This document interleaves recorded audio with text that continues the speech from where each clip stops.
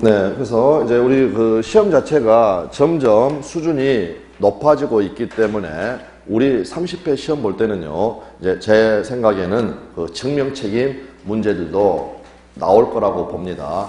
그거는 암기가 아니라 이제 이해입니다.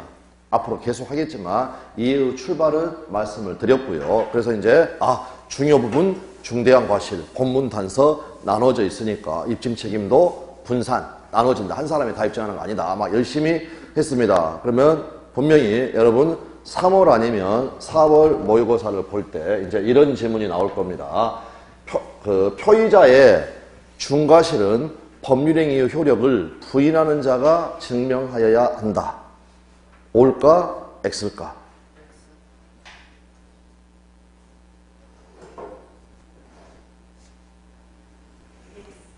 네, 그래서 뭘 하나를 해두자는 거냐면 가박 오라고요. 아까 얘가 차고자, 표의자, 그 다음에 얘가 상대방인데 요 매매계약의 효력을, 그러니까 지문에는 요요주장자, 부인하는 자 이런 표현이 나와버린다는 겁니다. 표의자 상대방이 아니라. 그러면 여기에서 지금 이 계약의 효력을 부인하는 자는 누굽니까? 내지는 부인하려고 하는 자. 차고자가 차고를 이유로 취소, 일단은 요요인데 차고를 이유로 취소를 해서 무효를 만들려고 하는 거죠. 그러니까 요 표의자가 바로 부인하는 자입니다. 부인하는 자는 뭘 입증해야 됩니까? 아까 그 지문은 틀린 지문이고. 예, 그래서 이렇게 한 번만 쓰겠습니다. 중요 부분은 누가 입증한다? 부인하는 자. 그래서 중요 부분은 부인하는 자가 입증하는 겁니다. 그런데 방금 제가 말씀드린 기출 지문은 표의자의 중대한 과실은 법률행위 효력을 부인하는 자가 입증해야 된다 했으니까 잘못했죠. 부인하는 자는 중요 부분을 입증을 해야 되는데. 되셨나요? 중대한 과실하고 부인하는 자하고는 매치가 안 된다. 중요 부분은 누가 입증한다? 부인하는 자가. 부인하는 자가. 네. 그래서 열심히 공식을 외워도 갑자기 이 표현이 나오게 되면 또 틀리게 되니까 이것만 잘 기억해 두십시오. 중요 부분은 누가 입증한다?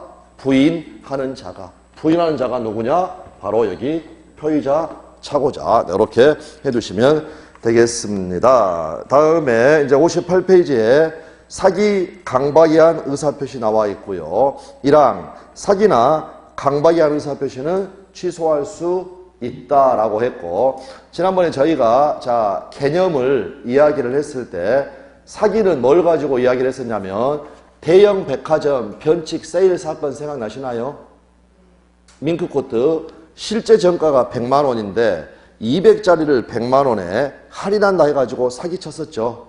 사기쳤었다. 그러면 취소할 수 있다. 취소할 수 있다. 자, 그러면 그 백화점에서 밍크코트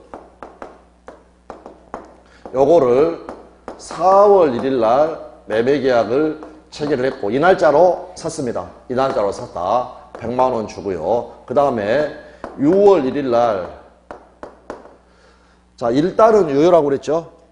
사기한 의사표시는 취소할 수 있다 라고 해서 을한테 취소할 수 있는 권리를 줍니다. 을이 그 권리를 행사를 했습니다. 그러면 이 매매계약을 취소를 했다는 거죠. 그러면 일단은 유효하다가 취소하면 무효. 그래서 6월 1일자로 취소를 했습니다. 그러면 이 계약은 취소한 6월 1일부터 무효냐? 아니면 매매계약을 체결한 4월 1일부터 무효냐? 4월 1일부터 무효. 그런 걸 뭐라고 했나요? 소구표가 있다. 아까 소구표가 있는 것은 무무토 취해. 그러면 첫 번째 취가 뭐다? 취소. 취소는 소구표가 있다. 나중에 취소 가게 되면 다 확인이 되는데 지금 우리가 이야기를 했으니까 취소하면 단골로 나오는 거 취소한 때부터 무효가 된다 하면은 X. 취소한 때는 6월 1일이니까 그게 아니라 취소는 6월 1일 날에서도 시간을 거슬러 올라가 가지고 매매계약 체결한 때부터 처음부터 무효가 된다. 무효가 된다. 그래서 아까 다시 무무토 취취해. 여기에서 소급표가 있는 거 요거 뭡니까? 취소. 이렇게 봐두시면 되겠습니다. 그리고 우리 강박이한 의사표시는요. 그때 국제그룹 해체 사건 하면서 회장님이 쫄아가지고 재산 증여한다고 했죠. 네, 그때 증여 의사가 있다. 증여 의사가 있다. 증여 의사가 있다. 그러니까 결국에는 강박이한 의사표시는 의사의 하자다. 의사의 하자다. 다시 한번요. 다시 한번. 자, 그러면 강박이한 의사표시가 무효가 되는 경우도 있나요? 지금부터 갑니다. 자, 예를 들어서, 자, 갑을, 여기 국제그룹 회장님, 여기 국가 또는 국가기관, 재산 국가한테 바쳐라. 그렇지 않으면 묻어버리겠다. 위협하고 협박한다. 요거를 강박이라고 합니다. 강박. 그래서 이제 요 회장이 쫄아서 증여한다고 하였다. 그런데 여러분 속았다는요 둘 중에 하나입니다. 속았다 안 속았다. 그런데 강박은 차이가 있을 수가 있습니다. 쫀 거는 차이가 있을 수가 있다. 그래서 우리 판례학을 뭐라고 하는 거냐면 자 의사 결정의 자유가 있는데 이 자유가 제한된 거 이거를 뭐라고 하느냐 의사의 하자라고 합니다. 하자 있는 의사표시. 그런데 강박의 정도가 아주 극심해버리면은요 의사결정의 자유가 아주 그냥 아예 박탈돼 버리는 경우가 있다. 그러니까 예를 들어서 여기 박탈은 한번 그런 거 한번 생각해 보십시오. 이쪽에는 총, 실탄이 장전된 총, 그 다음에 이쪽에는 대검. 그러면서 계약서나 주면서 여기다가 사인해라 라고 하게 되면은요 그때는 아예 의사결정의 자유가 박탈된 상태에서 그냥 여기다가 사인만 하고 있는 겁니다. 그거를 뭐라고 하느냐 의사의 흠결. 흠결은 다른 말로 하면 결여. 결여는 있다 없다? 없다. 그러니까 표시, 사인만 돼 있고 거기에 대응하는 의사 자체는 아예 없다라는 겁니다. 그럴 때 그러면 결국에는요. 자, 다시 의사의 하자를 다루고 있는 게 방금 우리가 본 110조.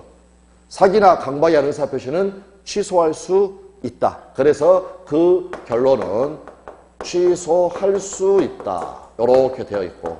그러면 결국에는 이거는 일단 유효하다. 일단 유효하다. 그런데 의사결정의 자유가 완전히 박탈돼 버리면 이거는 표시만 있고 껍데기만 있고 외형만 있고 의사 자체는 없는 겁니다. 그랬을 때 이제 판례가 쓰는 표현은 아니지만 학자들은요 요 제한되는 정도 요거를 상대적 강박 그 다음에 극심한 이 경우를 절대적 강박 또 교수님에 따라서는 절대적 폭력 이렇게 돼버리면 의사의 흠결에 해당을 해가지고 이때는요 일단 유효가 아니라 이 정도가 돼버리면 아예 무효다라고 하는 겁니다. 근데 요거는 판례입니다. 판례. 그러면 의사의 하자의 경우에는 의사가 있다 없다? 있다라는 겁니다. 있다. 요 정도가 돼야 결여돼가지고 없다라는 결론이 나온다. 그러니까 우리가 한 가지만 주의하실 거 통상적으로 그냥 강박이한 의사표시 이걸 이야기할 때에는 취소할 수 있는 일단은 유효한 의사의 하자에 대해서 이야기를 하는 겁니다. 요 무효가 되는 것은 별도로 요 판례. 그래서 이제 판례의 제목이 뭐라고 되냐면 강박이한 의사표시가 무효가 되기 위한 요건. 해가지고 이 단어가 나와야 된다는 겁니다. 자, 그러면 의사결정의 자유를요, 의사결정의 자유를 수치로 100%라고 해볼 때, 의사결정의 자유가 박탈됐으면은요, 요건 어떻습니까? 숫자로 하면 그는 아예 없는 거죠. 0%. 그런데 제한된 경우에는 의사결정의 자유가 있긴 있습니까? 박탈된 게 아니니까. 그러니까 그 숫자가 10%가 될지 아니면 20%가 될지 의사결정의 자유가 있기는 하다?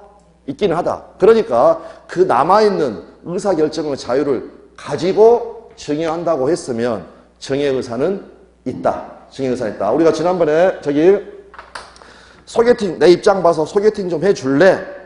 안 그러면 나 절교할 거야. 단절할 거야. 그래서 자기 10년 지기 친구이기도 하지만 멘토이다 보니까 쫄았다. 쫄았는데 약속 장소에서 자기 발로 걸어서 갔다. 그거는 박탈인가요? 제한인가요? 제한. 그러니까 남아있는 의사결정의 자유를 가지고 자기가 걸어서 간 것이기 때문에 그때는 소개팅 하겠다는 의사가 있다라는 게 되겠습니다. 자, 그 정도만 해서 지금 개념만 봐두시면 됩니다. 그러면 최종적으로 다시 한번 이제 정리를 해보면 의사표시는 정상적으로 이루어져야 됩니다. 정상적으로 이루어져야 된다. 그러면 비정상적인 의사표시는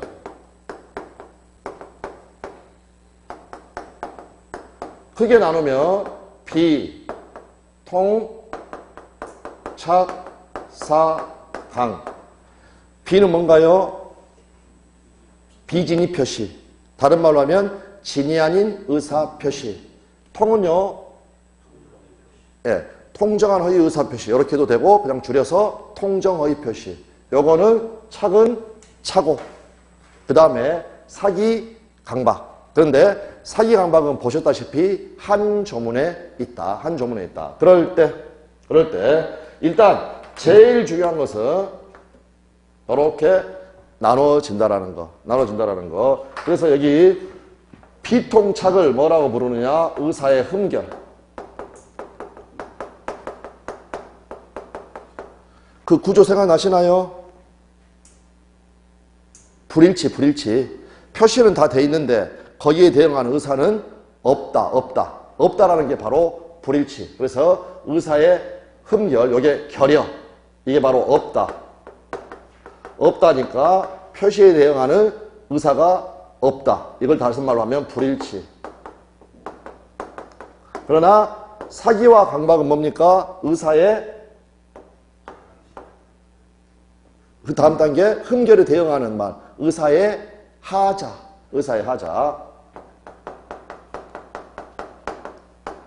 그러면 결국 의사의 하자의 경우에는 일치, 불일치?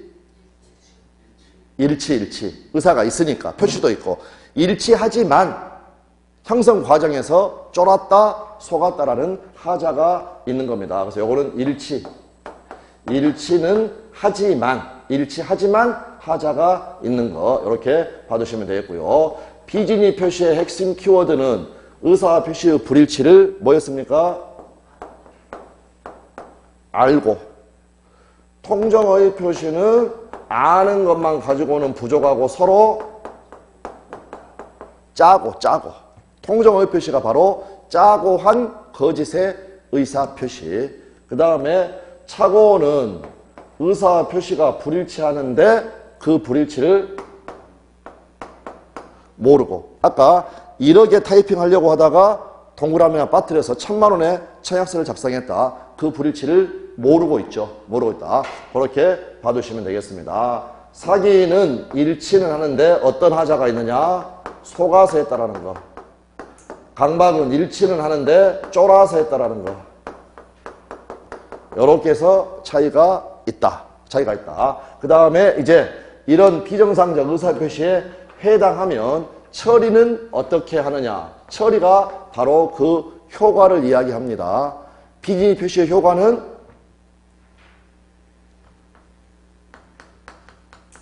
유효. 이걸 유효로 안 하면 뻥이 난무하는 세상이 됩니다. 그러니까 유효. 그러나 예외적으로 무효. 어떨 때 무효가 됩니까?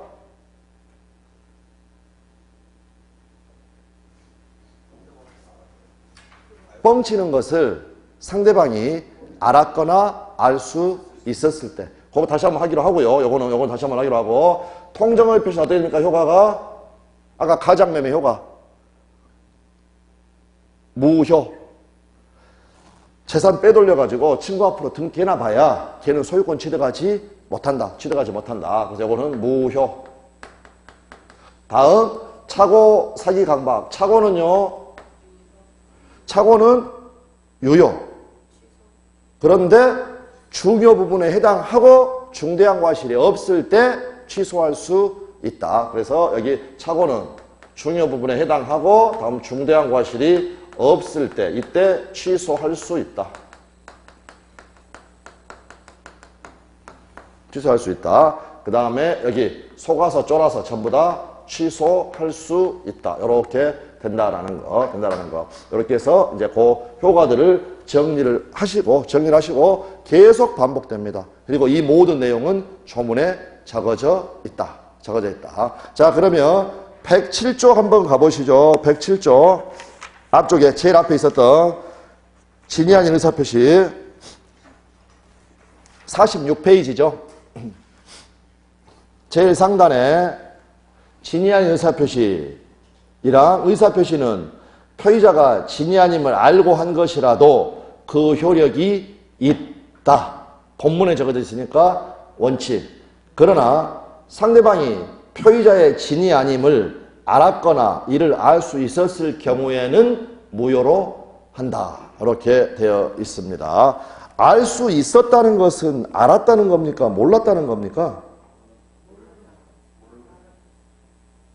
알 수 있었다. 몰랐다는 거죠. 무슨 말이냐면, 자, 어떤 사실이 있었다. 그 사실에 대한 인식은 둘 중에 하나입니다. 알았다, 몰랐다. 그러니까 예를 들어서 갑하고 을하고 가령 을이라는 애가 회사에서 나를 잡아주겠지라고 생각을 하면서 사직의사 없이 사직서를 제출하였다. 그러면 4월 1일자로 지금 진위 아닌 의사표시를 한 거죠. 그럼 우리가 뭐라고 하냐면 앙탈 부린 거라고 했습니다. 앙탈. 네, 사직서를 제출했다. 그러면 이제 얘가 표의자. 그 다음에 갑은 상대방.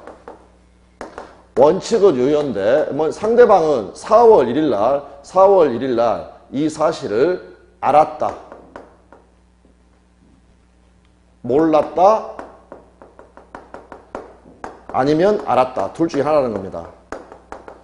그럴 때 이 몰랐다는 게 뭐냐면 선의, 알았다는 게 악의 이렇게 표현이 됩니다. 뭐 좋은 뜻, 나쁜 뜻하고는 전혀 상관없이 그냥 용어입니다. 용어. 몰랐다 그러면은 선의, 알았다면 악의. 그런데 이 몰랐다는 선의는 두 가지로 나눌 수가 있습니다. 하나는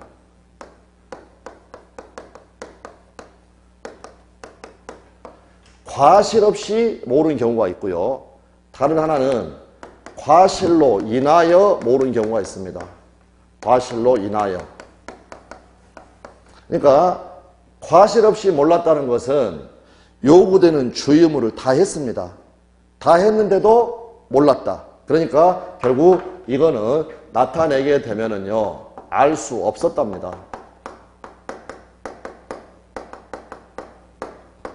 이거는 주의 의무를 다하지 못해서 모른 겁니다.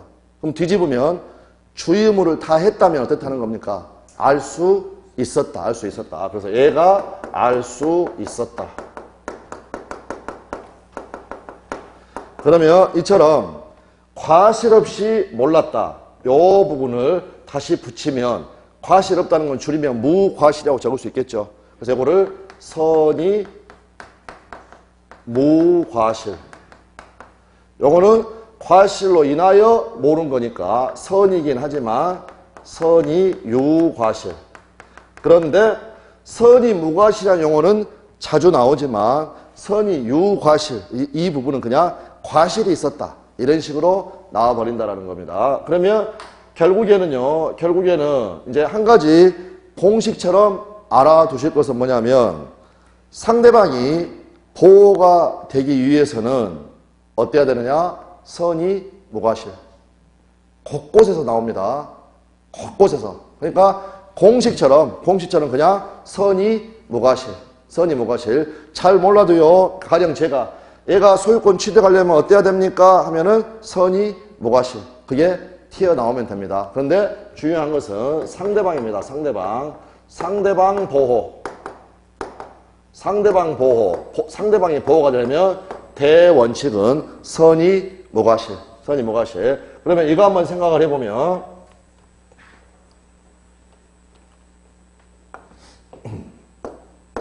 자, 갑이 증여 의사 없이 을에게 증여한다고 했고 을이 오케이 했습니다. 그러면 증여 계약이 있었고 비진이 표시죠. 실제로는 증여할 의사 없이 증여한다고 하였고 을이 콜하고 등기까지 격려하였다. 을이 소유권을 취득하려면 어때야 되나요? 방금 했는데요. 선의, 무과실. 애의 진이 아님을 을이 알았거나 알 수 있었으면 요 증여계약은 무효. 그런데 을이 진이 아님을 비진이를 선의, 무과실이면 요 증여계약은 유효.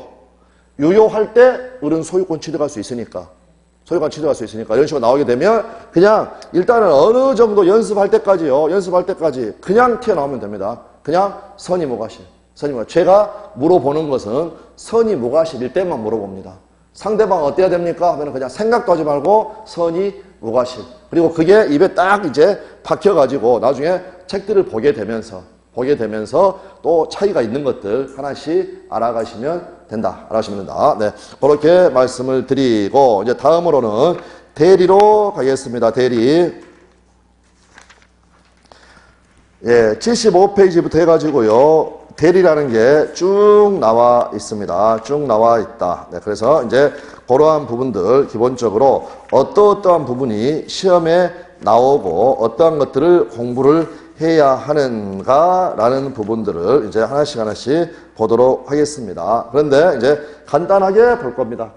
일단 대리에서는 뭘 공부를 하냐면 도형을 3개를 공부를 한다라고 생각하시면 됩니다. 그래서 하나는요, 이렇게 세모를 공부를 하고, 하나는 네모를 공부를 하고, 하나는 이렇게 동그라미를 공부를 합니다. 이 각각이 뭔가는 조금 이따 바로 말씀을 드리기로 하고요. 어떤 거냐면, 예를 들어서, 갑이요,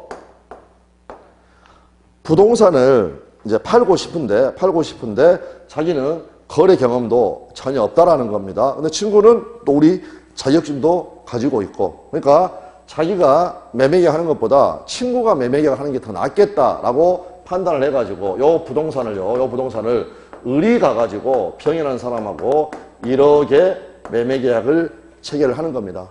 그리고 나서 갑이 병한테 소유권 이전 의무를 부담하고, 물론 대금 채권도 취득을 하겠죠. 병은 또 갑한테 소유권 이전 의무를, 대금 지급 의무를 부담을 하는 것.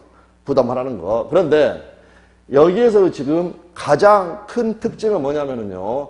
가서 매매계약에서 청약이라는 청약의 의사표시는 갑이 합니까? 을이 합니까? 을이 가가지고 병하고 매매계약 체결하는 겁니다. 여기 X건물 소유권 넘겨주겠다. 대금 지급하겠다. 그런데 의사표시는 을이 했는데 어떻습니까? 의무 권리는 누구한테 가느냐? 갑한테 간다라는 거. 네, 이러한 제도입니다. 그러면 일단 기본적으로 민법의 원칙은 뭐냐면 표의자, 효과 귀소구 원칙입니다. 무슨 말입니까? 의사표시 한 사람에게 법률 효과가 귀속되는 것이 원칙이다.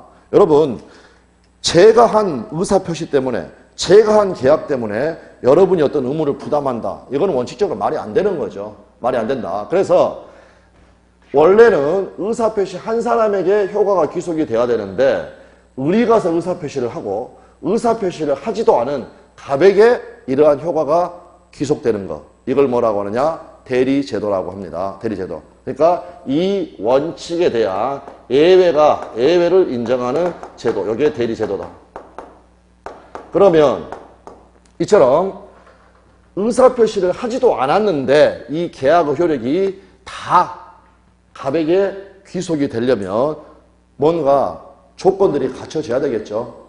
조건들이. 제가 예를 들어서 여러분 부동산에 대해서 다른 사람이 가가지고 매매계약 체결한다고 했다. 의사표시했다. 그래봐야 여러분에게는 효과가 귀속이 안 돼야 되겠죠.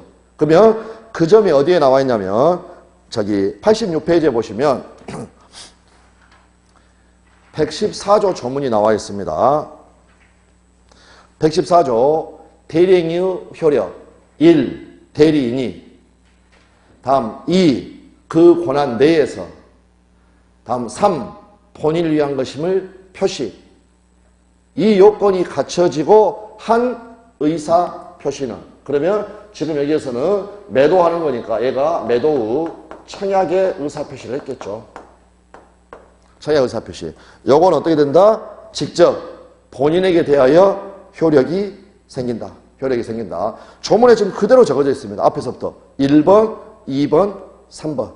세 가지의 요건이 갖춰져야 한다. 그러면 다시 적어보면 1번 대리인이 이 말은 을에게 대리권이 존재할 것. 다음에 2번 그건 그대로 적어주면 되겠죠. 그 권한 내의 행위일 것. 다음에 3번 그냥 청약 의사표시는 안 되고 그 앞부분이 뭐라고 적어졌나요? 본인을 위한 것임을 표시할 것. 본인을 위한 것임을 표시할 것. 그걸 뭐라고 하느냐? 현명이라고 합니다. 현명. 나타낼 현자. 이름을 보여준다. 이름을 보여준다. 본인의 이름을 보여준다라는 겁니다. 다시요. 현명은 우리 조문에는 본인을 위한 것임을 표시한다. 이렇게 되어 있습니다. 것임을 표시한다. 그런데 조문에 이렇게 적어져 있지만 여러 가지 표현들이 나옵니다. 가령 대리의사를 표시한다. 또는 본인의 이름으로 법률행위를 한다. 등등 등등. 그러나 가장 쉬운 개념은 뭐냐면요. 현명이라는 것은 의사표시는 자 매도 후 청약의 의사표시 소유권을 이전하겠다는 의사표시는 내가 하지만 효과가 귀속되는 사람은 따로 있다라는 걸 밝혀주는 것. 나타내주는 것. 그걸 뭐라고 한다고요? 현명이라고 한다. 현명이라고 한다. 자, 그러면 이제 을이 청약 의사표시를 했죠. 이것만 가지고 계약이 성립되는 건 아니죠. 이제 을이 뭘 해야 되면 병이 승낙의 의사표시를 해야 되는 거죠. 승낙의 의사표시를 누구한테 하는 겁니까? 을한테. 그러면 이번에는요. 병이 내가 너한테 의사표시를 하긴 하지만 이 의사표시의 효과는 너한테 귀속되는 게 아니라 본인한테 귀속이 된다. 이렇게 해서 일치가 되게 되면 어떻습니까? 이렇게 소유권 이전 의무, 대금 채권 본인이 갖게 되고 그 다음에 병이 또 갑에 대해서 대금 채무, 소유권 이전 채권 이러한 제도를 대리제도라고 한다. 그리고 이제 현명을 하는 가장 두드러진 방법은요.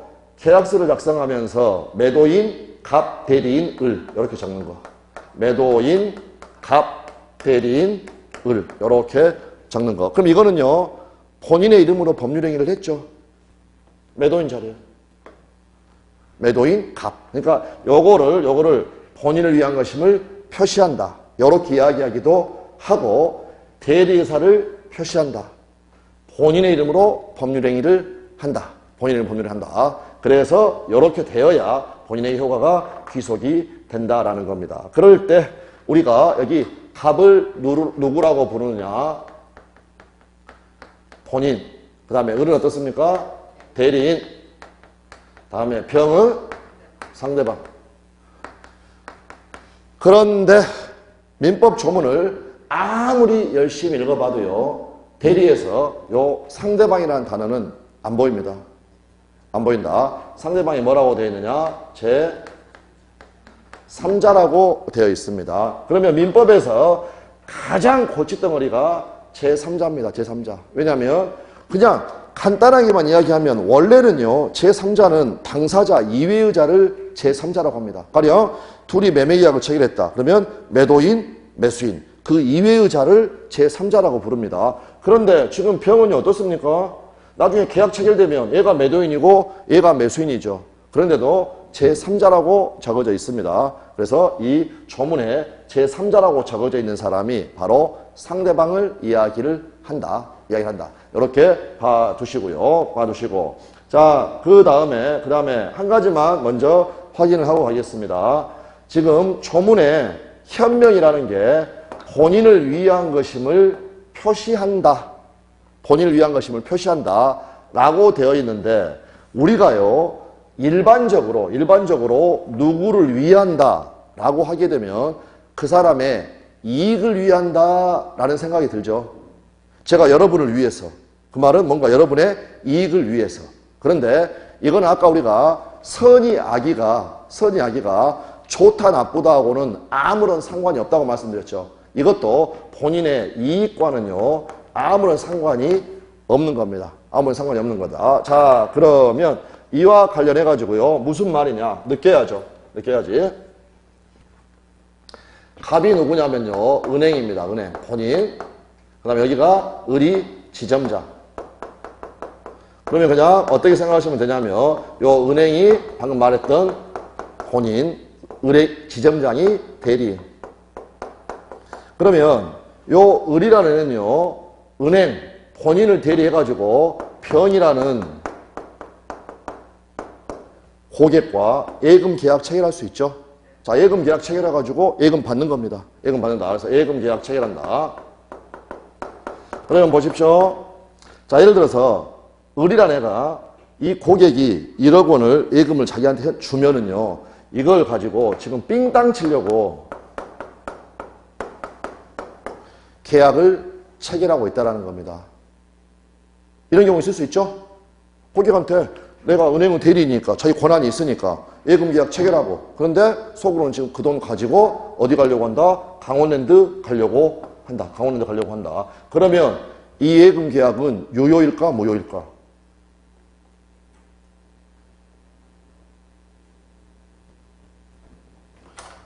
의리한 의사표시에 의해서 갑에게 효과가 귀속이 되려면 첫 번째, 을에게 대리권이 있어야 된다. 지점장이니까 대리권 있죠. 대리권이 있습니다. 자, 그 다음에 요거는 지점장의 권한 내죠. 권한 내. 그 다음에 통상적으로 여기 지점장이 계약을 할 때 보면 갑, 은행, 지점장, 을 이렇게 적어지죠. 갑, 은행, 지점장, 을. 요렇게 찍어졌다는 말이 현명도 됐다라는 겁니다. 요건 다 갖춰졌죠?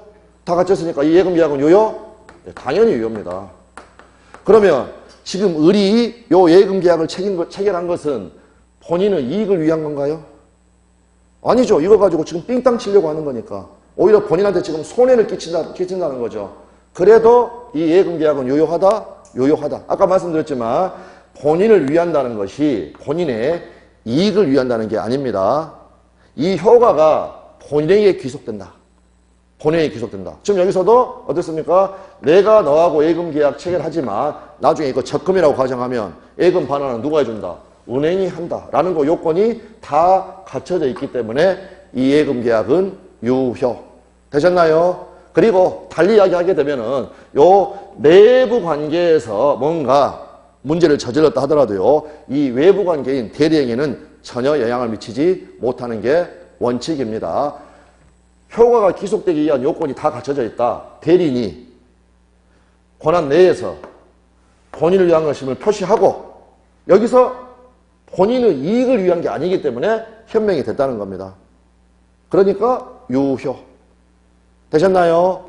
유효. 네, 요걸 통해 가지고 본인의 이익을 위한다는 말이 아니구나. 효과가 이 사람한테 기속된다는 이러한 의미다라고 알아두시면 되겠습니다. 그런데 만약 요 병이라는 고객이 을이 삥땅 친다는 것을 알았거나 알 수 있었다. 그 말은 을이 지금 삥땅 칠 의사로 자기한테 예금 계약 체결한다는 걸 알고서 지금 예금을 맡긴 겁니다. 예금 계약을 체결했다. 그때는 이 예금 계약을 여전히 유효라고 해야 될까, 무효라고 해야 될까? 유효라면 나중에 1년 후에 요 은행은요, 요 고객한테 적금 이자 붙여가지고 반환해줘야 됩니다. 무효라면 반환할 필요가 없고요. 느낌상 여러분 어떻습니까?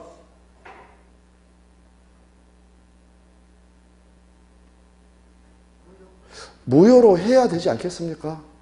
알면서도 지금 고양이한테 생선을 맡기는 거죠. 얘가 삥땅 쳐가지고 강원랜드 간다는 걸 알면서도 예금 계약을 체결하고 얘한테 돈을 맡겼다. 돈을 맡겼다. 그럼 어떻게 되느냐? 그 느낌 안 드시나요, 여러분? 이때는 무효로 해야 되지 않겠습니까?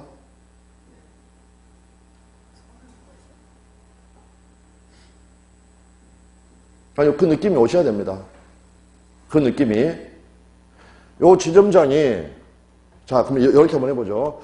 가끔은, 여기를 예를 들어서 1,000억 정도 적어보고요. 1,000억을 얘한테 지금 맡기면 얘가 가지고 가서 삥땅 쳐가지고 지가 쓰려고 하는 것을 알면서도 계약을 체결하고 얘한테 돈을 줬다. 그리고 나서 1년 후에 요 본인한테 1,000억에다가 이자 붙여서 지급해라. 안 된다는 겁니다. 안 된다. 그러니까 얘가 알았거나 알 수 있었으면 그때도 된다는 겁니까? 무효. 그러면 다시요. 얘가 삥땅칠 의사로 예금 계약을 체결했다. 유효, 무효? 유효. 그런데 요 고객이 그거를 알았거나 알 수 있었으면 무효. 요게 구조가 뭐하고 똑같나요? 오늘 아까 우리 의사 표시했던 거. 원칙은 유효. 알았거나 알 수 있으면 무효. 예외적으로. 비진이 표시하고 똑같죠? 구조가. 그래서 너무너무 시험에 많이 나온 거. 6번 나왔습니다. 6번. 작년 쉬었으니까 올해 나올 수도 있겠죠. 우리 때는. 그래서 우리 판례는 이때 비진의 표시 규정을 유추 적용합니다.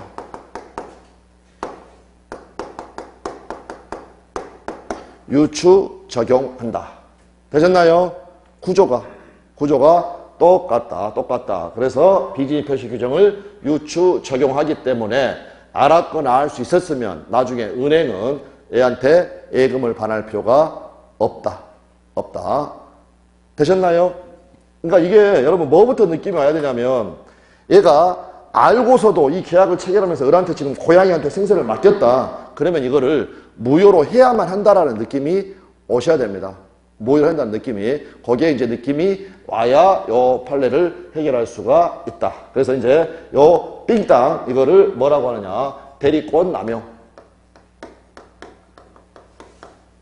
이걸로 한 3번을 내다가 그다음에 똑같이 낼 수는 없으니까 이때 지기 의리한 요 삥땅 치려는 의사 요거를 배임적 대리행위 다음 배임적 의사표시 요렇게 이야기했다는 거. 예, 너무너무 중요한 그러한 판례가 되겠습니다. 나중에 어차피 다 하게 되는 거니까 지금 특별히 요 부분 찾아가지고 신경 쓰실 필요는 없습니다. 한번 봐볼까요? 한번 보죠. 84페이지에 저는 지금 요 대리권의 제한을 설명하기 위해서 말씀드렸던 게 아니라 본인을 위한 것임을 표시한다 해서 본인을 위한 거라는 게 본인의 이익을 위한 것이 아니라는 겁니다. 그렇기 때문에 원칙적으로 요 예금 계약은 유효하다. 자, 한번 대리권 남용 84페이지 1번의 의 양가로 1번 대리인이 외형적 형식적으로는 대리권 범위 안에서 한 대리행위지만 실질적으로는 본인 은행의 이익에 반하여 대리인 자신 또는 제3자의 이익을 꾀할 목적으로 대리행위를 하는 경우를 말한다. 예컨대 A은행의 예금 담당 대리인 갑이 고객의 애탁금을 횡령하였다. 삥땅 쳤다. 본인에 해당하는 은행 A는 A 은행이 그 채무에 대해서 책임을 져야 하는지 문제이다. 나와 있고요. 그런데 이제 우리 교재는 바로 2번 해가지고 대리권 남용 후 효과 가로에 107조 단서 유추 적용설 107조가 아까 비진이 표시 규정입니다. 단서가 알았거나 알 수 있었으면 무효로 한다라는 그 부분이 된다는 겁니다. 그래서 1번 보시면 대리인이 배임 행위를 한 경우에도 대리의사는 있는 것이므로 그 행위는 대리행위로서 유효하다. 이게 원칙. 요 예금계약은 유효하다. 다만 상대방이 배임행위 또는 배임적 의사 삥땅 치려는 것을 알았거나 알 수 있었을 경우에는 제107조 1항 단서를 유추 적용하여 그 대리행위는 본인에 대하여 효력이 없는 것으로 본다. 여기에 이제 대리권 남용에 관한 겁니다. 그러면 나중에 여러분들은 공부를 하실 때 이제 우측에 가셔가지고 2번, 3번 이런 것들은 시험에 안 나옵니다. 직접적으로 거기 판례가 나와 있죠. 판례가. 그래서 그 판례를 읽으시면서 이제 정리를 하시면 됩니다. 정리를 하시면 된다. 네, 이렇게 봐두시면 되겠고요. 자, 이제 그러면 일단 대리의 종류와 관련해 가지고요. 지금 여기서 을이라는 애는 임의 대리인이라고 합니다. 무슨 말이냐면 갑이 을을 대리인으로 뽑았죠. 선임했죠. 선임했다. 그래서 갑이 을에게 이처럼 대리권을 수여하는 행위, 대리권 수여 행위. 요걸 줄이면 수권행위. 대리권을 줬다는 겁니다. 더 줄이면 저는 앞으로 이렇게 수권 이렇게 적으면 그러한 사람을 임의대리. 그런데 예를 들어서 미성년자가 있으면 엄마나 아빠가 대리인이 됩니다.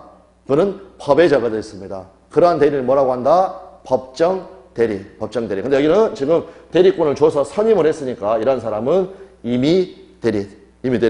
그래서 이제 그 부분을 공부를 앞으로 해 가는 겁니다. 그 다음에 여기 말 속에는 방금 제가 대리권의 종류로 임의대리와 법정대리를 이야기를 했는데 발생 원인까지 다 말씀드린 겁니다. 임의대리는 수권행위에서 발생한다. 법정대리는 법률 규정 등에 의해서 발생한다. 네, 그런 부분들은 그냥 가볍게 봐두시면 되는 그러한 부분이 되겠습니다. 자, 그 정도 해두고 그 다음에 이제 어디를 하나를 볼 거냐면 그러니까 지금 무슨 말이냐면 여러분 한번 봐보십시오.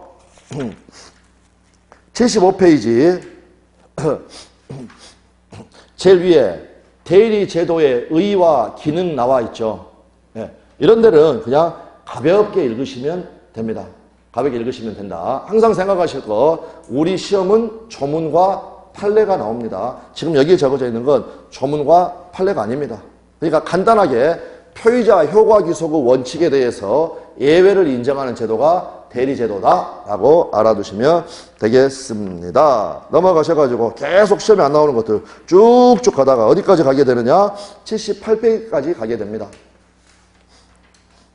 그럼 제일 위에 대리의 종류 나와 있고 1번에 임의대리, 법정대리 그 개정 한번 읽어보시면 되겠고 그 다음에 2번에 능동대리, 수동대리 나와 있죠. 그 말은 무슨 말이냐면 지금요 을이 가서 청약의 의사표시를 하는 것 이게 능동대리. 다음 병의하는 승낙의 의사표시를 받는 것 이게 수동대리. 그 정도 개념으로 알아두시면 되겠고 3번에 이제 유권대리, 무권대리.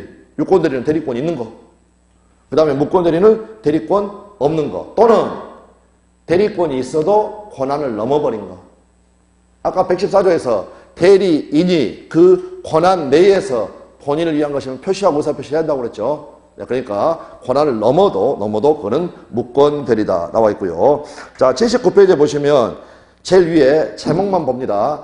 대리에 있어서 삼면관계 나와 있죠. 삼면관계. 그래서 요거면 삼각형. 시험에 나오는 것은 여기 본인하고 대리인하고 상대방의 관계, 요 삼각형을 가지고 공부를 하는 겁니다. 삼각형. 그래서 본인과 대리인 사이, 대리인과 상대방 사이, 다음 본인과 상대방 사이, 여기에 대해서 각각 효과를 공부를 합니다. 그럼 이거는 다른 말로 하게 되면 결국에는 유권 대리를 살펴보는 겁니다. 유권 대리. 유권 대리. 자, 그렇게 되어 있고요. 그 다음에 이제 이 부분은요, 복대리라는 겁니다. 복대리. 복대리는 좀 이따 개념은 설명드리겠습니다. 사람이 4명 나오는 게 있습니다. 그 다음에 이제 마지막으로 요 영의 의미는 뭐냐면은요, 없다는 겁니다. 없다. 없으니까 뭐가 됩니까? 무권 대리. 그러면 무권 대리는 두 종류가 있습니다. 하나는 표현 대리. 다른 하나는 협의의 무권 대리. 협의라는 것은 좁은 의미. 협은 의의 무권 대리. 이렇게 되어 있다. 자, 그러면 대리는 범위가 상당히 넓습니다. 범위가 상당히 넓다. 가령 우리 민법 114조에서 출발해가지고 136조까지 무려 23개의 조문이 있습니다. 거기에 이 내용들이 들어있다. 그러면 시험은 무조건 2문제, 많으면 3문제까지 나옵니다. 그럼 어떤 식으로 나오느냐. 여기 협의의 무권 대리, 여기가 무조건 1문제. 다음 여기 대리의 삼면관계, 유권 대리, 여기를 다루고 있는 거. 조문들이 많이 할애가 되어 있으니까 여기에서 무조건 1문제. 요렇게 한다.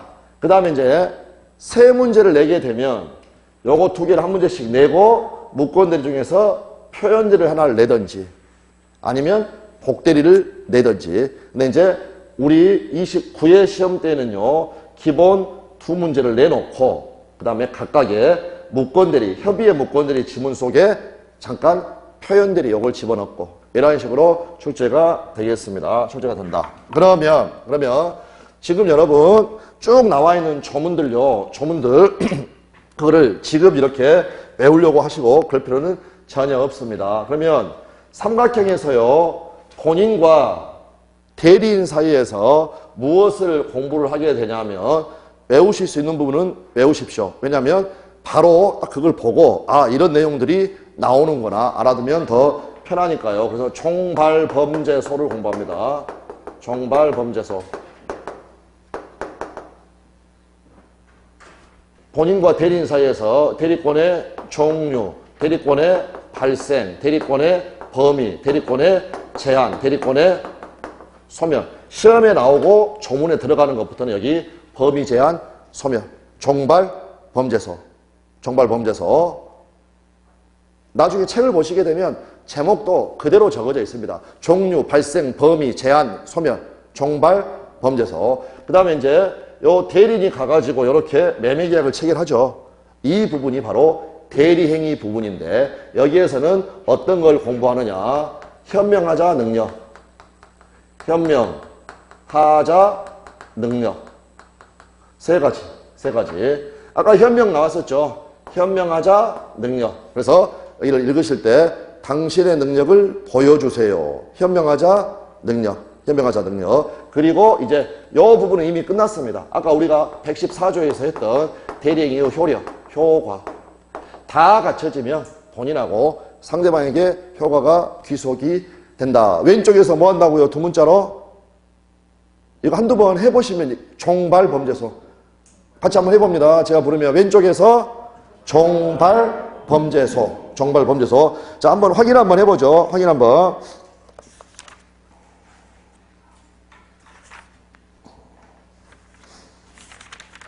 자, 보십시오. 78페이지에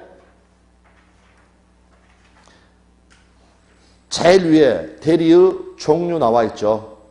그런데 이 소개가 이미 발생까지 다 들어가 있는 겁니다. 거기는 그냥 가볍게 보시면 되겠고. 다시요. 79페이지 오셔가지고 제일 밑에 대리권, 본인과 대리인의 관계. 삼각형 생각해 보시면 저기 왼쪽. 그래서 넘어가 보시면 총발 해가지고 발생 원인. 그 다음 우측에 3번 제목 보시면 대리권의 범위. 넘어가 보시면 82페이지 하단에 대리권의 제한, 종발범죄. 그런데 넘어가 보시면 84페이지에 아까 우리 띵땅으로 대리권 남용이라는 거 나와 있죠. 네, 그런데 이거는 이처럼 번호를 따로 뽑기도 하고 일반적으로는 대리권의 제한 속에 넣어버립니다. 넣어버린다. 그 다음에 85페이지 오게 되면 대리권의 소멸. 대리권의 소멸. 네, 별거 아닙니다. 덩치가 그냥 크니까 종발 범죄소 한번 해주고 제목 한번 읽고 각각 책을 읽으시라는 거. 그러면 왼쪽 면이 끝났고 이제 아래쪽이니까 넘어가 보시면 86페이지 네모 밑에 대리행위, 그러니까 대리인하고 상대방 1번에 현명. 넘어가 보시면 89페이지에 같이 나와 있네요. 제목만 하자 능력. 그래서 밑에서 현명하자 능력, 현명하자 능력 이렇게 보시면 되겠고, 다음에 91페이지에 가보시면 대리 효과. 대리 효과. 그러면 세모가 다 끝난 겁니다.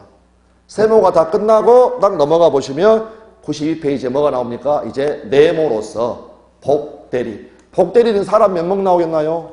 4명이니까. 예, 네모니까 4명 나오게 된다. 그래서 지금 제가 이제 말씀드리고 싶은 것은요, 대리가 덩치가 큽니다. 덩치가 크다 보니까 열심히 공부하다가 어느 시점에는요, 주소를 잃어버립니다. 내가 지금 어디를 공부하고 있는지. 그래서 효율적인 학습을 위해서는 방금 말씀드렸던 거 세모, 네모, 동그라미. 이게 어느 정도 시간 돼버리면 방금 말씀드렸던 거 상관없습니다. 어느 정도 이제 공부가 돼버리면, 그런 특히 처음에 공부할 때는요, 방금 말씀드렸던 거 딱 해가지고 어떤 거 본다 라고 하고 공부를 하시면 훨씬 더 효율적이다라고 말씀을 드리고, 그럼 잠깐 쉬셨다가 여기 대리권의 소멸 이거 잠깐 보고 복대리 보고 그 다음에 무권대리 기본 개념 이런 식으로 가도록 하겠습니다.